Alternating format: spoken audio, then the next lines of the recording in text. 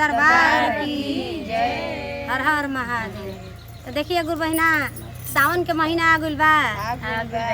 बड़ा ए घड़ी सावन में सोमारी लागेला, आदमी खूब धाम धूम से जालन जल चढ़ावे। बहुत भीड़ लागल बा गुरु बहिना।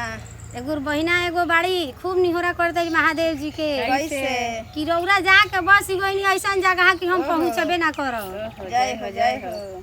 तब कहताड़ी कैसे कहताड़ी? ताड़ी अरे काहे के शिष्यन के बोला